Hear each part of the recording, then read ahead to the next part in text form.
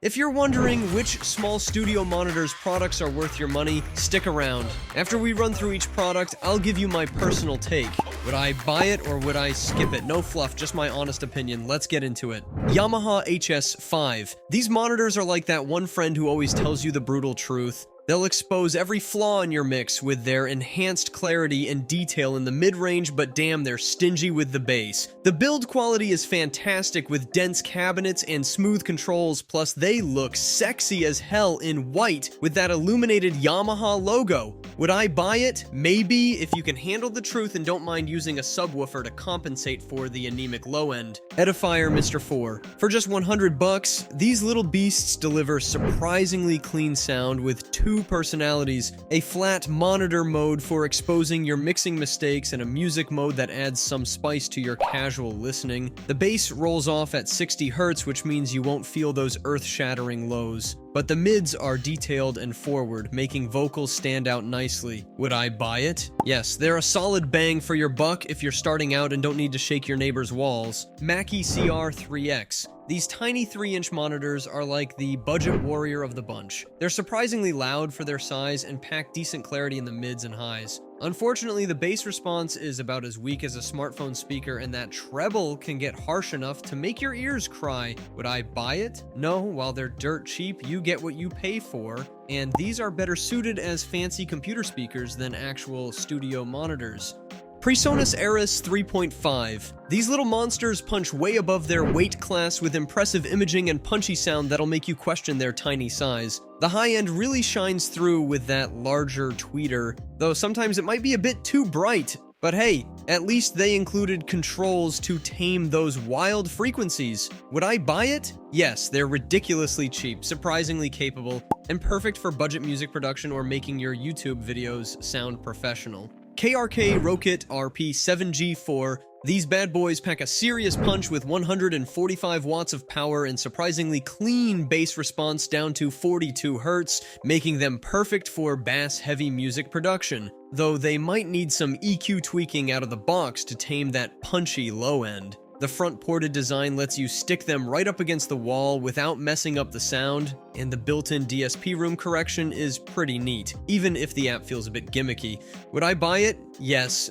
They're basically the Honda Civic of studio monitors, reliable, powerful, and won't break the bank.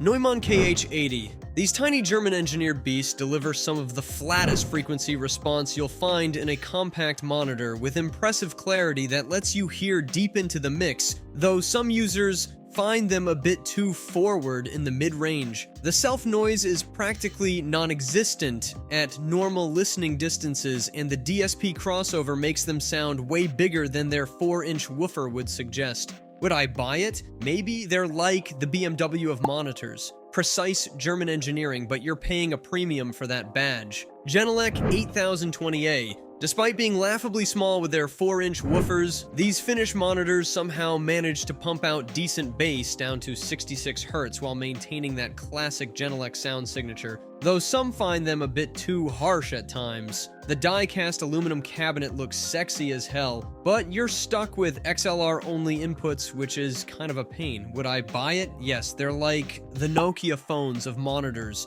built like a tank and made in Finland to last forever. IK Multimedia iLoud micro monitor. These tiny overachievers somehow manage to squeeze proper studio monitor performance into something smaller than a toaster with surprisingly good bass extension down to 55 Hz, though the upper mid-range can sound a bit hollow. The built-in Bluetooth is actually useful for quick reference checks, and they're probably the most portable proper monitors you can buy right now. Would I buy it? Yes, they're like the Swiss Army knife of monitors, surprisingly capable and you can take them anywhere. Adam Audio T5V. These monitors deliver surprisingly clear and detailed sound with impressive bass down to 45 Hz, which is nuts for a 5-inch woofer. And that ribbon tweeter gives you crisp highs without being harsh on your ears. The build quality is solid, but damn, who thought putting the power LED on the back was a good idea? It's like having your car's dashboard behind the passenger seat. Would I buy it? Yes, these are probably the best monitors you can get at this price point, and they sound way more expensive than they actually are.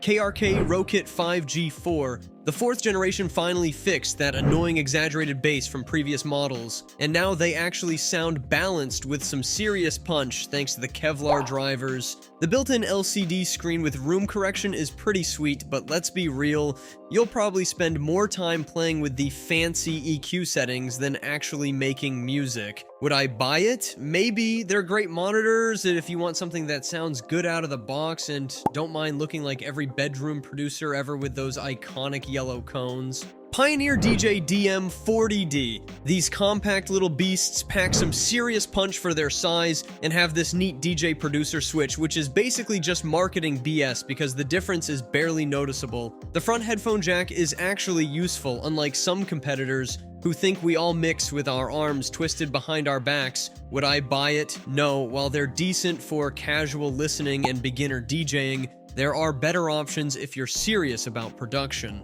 Adam Audio BX5D3, the upgraded Class AB amp, pumps out 100 watts of power, and they finally fixed that muddy low mid-range from previous versions. The bass response is kind of weak though, and you might need a subwoofer unless you're cool with your tracks sounding thin everywhere else. Would I buy it? Maybe. They're built tough and sound decent for the price, but you're basically getting what you pay for here, nothing more, nothing less. Yamaha HS5. Look, if you want that classic Yamaha clarity without breaking the bank or your desk space, these little 4-inchers deliver surprisingly clean sound with excellent mid-range detail that's pretty close to their legendary NS10 ancestors. The downside? You won't hear anything below 60 Hz, so forget about that sweet sub-bass. But hey, at least they're honest about what they can't do, rather than faking it with port resonance. Would I buy it? Yes. Perfect for small spaces where accuracy matters more than bass-heavy hype. Focal shape 65. These French beauties pack some serious punch with their side-mounted passive radiators and fancy M-shaped tweeters that give you incredible detail in the mids and highs. The bass response is tighter than my budget, but some users find them a bit too clinical. It's like having that one friend who always tells you the brutal truth about your mixing mistakes. Would I buy it? Maybe, if I wanted monitors that are brutally honest but don't make my ears bleed after long sessions. Denario LED7. These Danish monitors are like that quiet professional who secretly knows everything. They offer phenomenally detailed resolution without being aggressive about it. The low end is somewhat restrained compared to competitors, but the mid-range is clean as hell and they won't lie to you about your crappy mixes. Would I buy it? Yes, they're basically the monitor equivalent of a strict but fair teacher who actually wants you to improve. Adam Audio, a 7X. The German engineering shows in these bad boys, they're like the BMW of monitors with their fancy X-Art tweeter, delivering crystal clear highs up to 50 kilohertz, which your dog might appreciate. They're a bit aggressive in the high end and can be almost too revealing, making them the snitch of the monitor world. They'll expose every flaw in your mix without mercy. Would I buy it? Yes, if you want monitors that will make you a better producer by constantly pointing out your mistakes. Genelec 8030C. These Finnish beauties are like the Swiss Army knife of small studio monitors. They deliver staggeringly detailed sound with a frequency response from 54 Hz to 20 kHz, making them perfect for smaller studios and control rooms. The unique curved design isn't just for looks, it helps reduce distortion and provides outstanding stereo imaging, though you might need to sell a kidney to afford them. The bass response is surprisingly good for a 5-inch woofer, but don't expect to shake your neighbor's windows. They start rolling off around 54 Hz, which means you'll miss some of those juicy sub-bass frequencies. Would I buy it? Yes, if you're serious about mixing and have the cash to spare, these monitors will make your mixes translate better than your ex translates your texts. Thanks for watching. I hope this video helps you pick the small studio monitors products for you. If you have any questions, drop a comment below. Links to all of these products mentioned in this video will be in the description.